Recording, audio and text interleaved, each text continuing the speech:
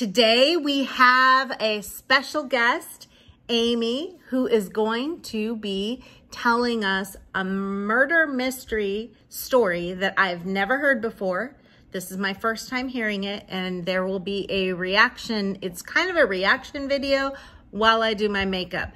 Thank you, Amy, for all your hard work, and welcome to Makeup and Murder Monday. Hi, my name is Amy, and I am here to ruin your day.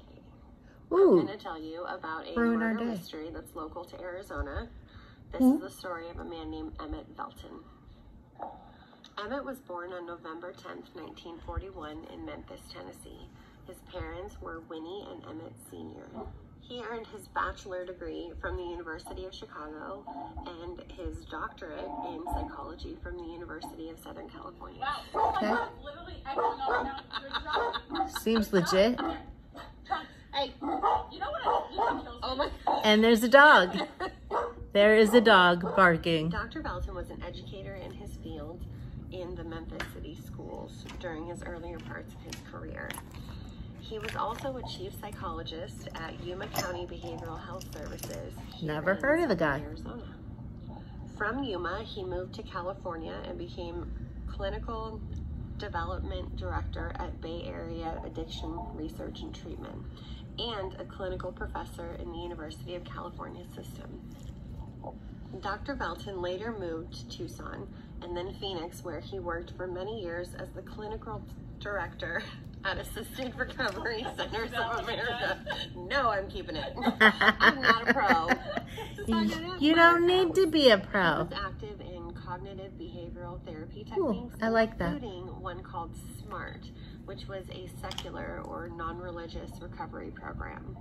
He was a member of the Board of Trustees of the Albert Ellis Institute in New York and co-authored and edited several books and articles with his longtime friend of the same name, Dr. Albert Ellis. During most of his life, Dr. Velten also maintained a private practice. He was active in cognitive behavioral therapy techniques, including one called SMART, which was a recovery program that was non-religious or secular. He was a member of the Board of Trustees of the Albert Ellis. I think I heard this before. In New York, and co-authored and edited several books and articles with his longtime friend of the same name, Dr. Albert Ellis. During most of his life, Dr. Velten also maintained a private practice. Dr. Velten... I love the dog in the Dr. background. Velten was... Keep the dog. I am Keep not the laughing dog. because of the story. The story is terrifying and really sad, but... The dog is I have amazing, a guest though. dog here who's letting us I know like if the he's guest still paying speaker. attention. Back to the story. Dr. Velten was a fan of the arts, particularly opera, symphony, ballet, and other performing arts. He also loved to travel, as evident by his many career moves in different locations. He also loved history. He was also a cat lover. Ooh. It was said that he cherished quiet times with his cats, Henry and Thomas. Emmett Velten was also an open member of the LGBTQ+ community. Now that we've gotten kind of a feel of how great of a person that Emmett Velten was, I'm let's worried. get into what happened to him. Oh, And again, I'm sorry for ruining your day. great. Just after 8 a.m., April 24th, 2011, which was Oh, Easter recent. Sunday, CCTV at Dr. Velten's apartment complex shows him return, park his car, and exit his vehicle with another man. More CCTV captured the two waiting for and finally from inside the elevator. Uh-oh, not an elevator story. 2 hours after the man entered Dr. Velten's apartment, the other man was seen on CCTV exiting the complex. Uh-oh. He walked through the parking lot as if what I'm about to tell you didn't just happen. Great. Got in the vehicle and drove away. He had managed to avoid the cameras within the building by taking the back stairs. Oh. Within 45 minutes of the man leaving, Dr. Velten was found by one of his neighbors on the ground. He was beaten badly and bound. He was partially unclothed, and his neighbor immediately called 911. Aww. When the police arrived, he had regained consciousness and was able to give brief detail about his attacker. He said he didn't know his attacker, but that he had picked him up at Cass, which is a local homeless shelter. He said the man had beaten him until he was unconscious and tied him up. Dr. Velten was taken to a nearby hospital where he remained in critical care. The police began combing the apartment building for clues. They found a beer bottle, the electrical cord used to tie Dr. Velten up, and a bloody footprint.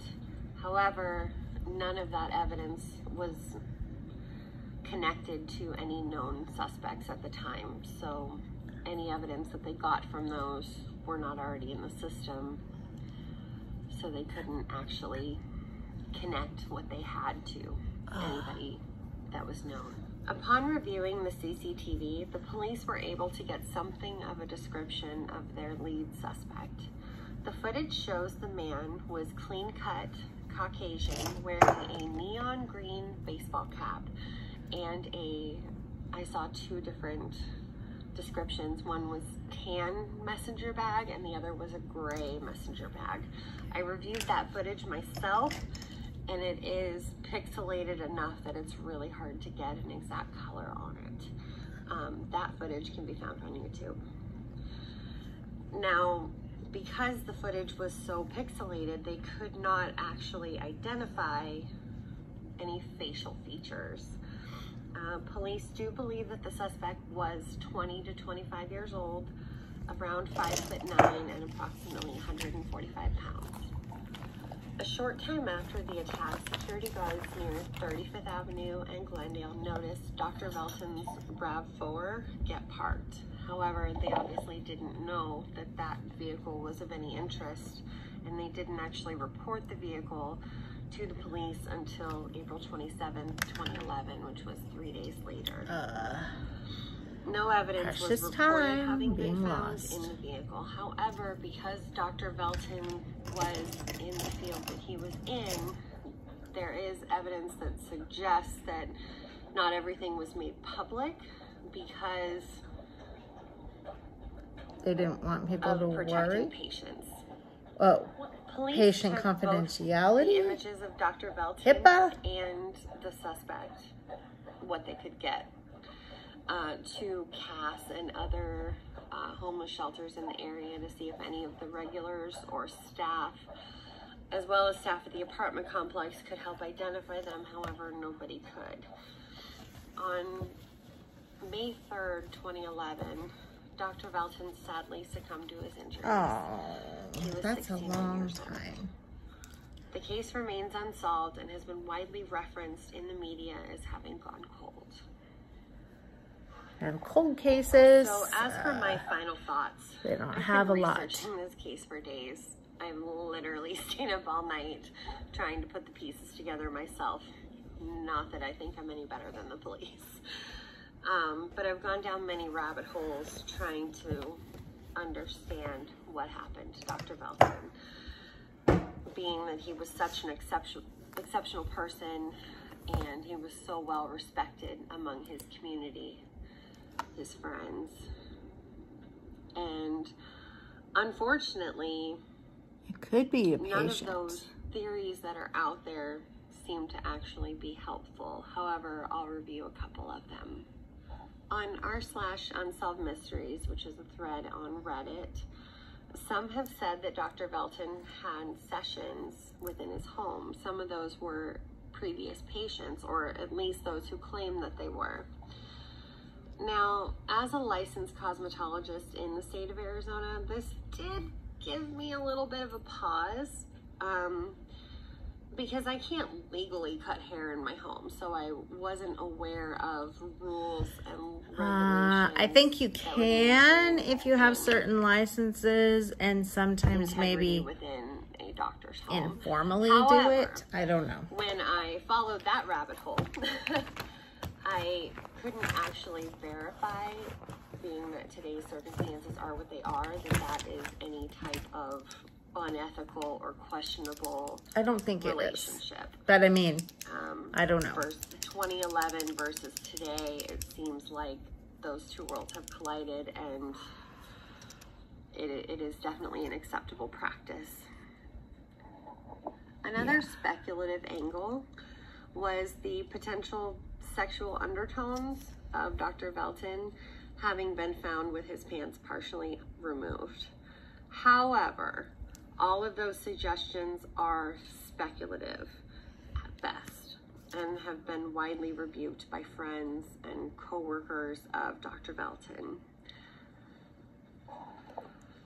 So I wanted to end this on as much of a high note as I could.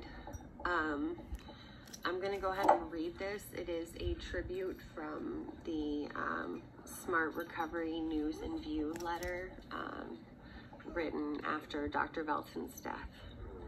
I will admit that I'm still reeling. The dog. I'm not laughing. I've got dogs growling. The I don't dog. know what direction they're given. I will admit that I'm still reeling from the news of friend Emmett's death.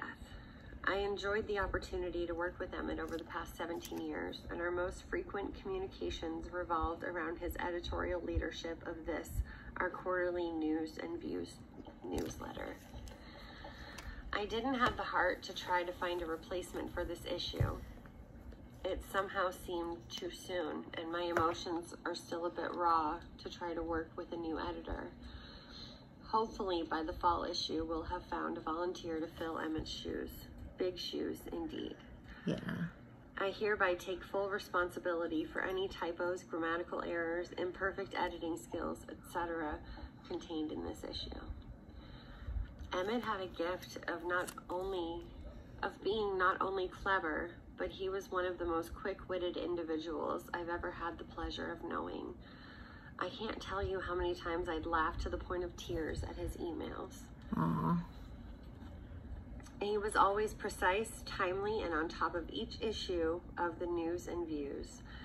And he would often tease me about the self-imposed deadlines I'd force upon each of us. He'd ask, must the issue be available online on the 1st of the month? It's due for publication. And I heartily reply, yes. In the most recent issue of News and Views, we unveiled a new format which included inspirational stories being placed at the forefront of each issue. While we'll return to that format in the fall, I believe that Emmett was an amazing inspiration to so many of us, and it's fitting for him to be recognized at the forefront of this issue. I've asked some of those who were close to Emmett to share at least a few words of what Emmett and his work meant to them. Thus, tributes to Emmett follow, after which you'll find additional inspiration from the many stories and articles in the issue.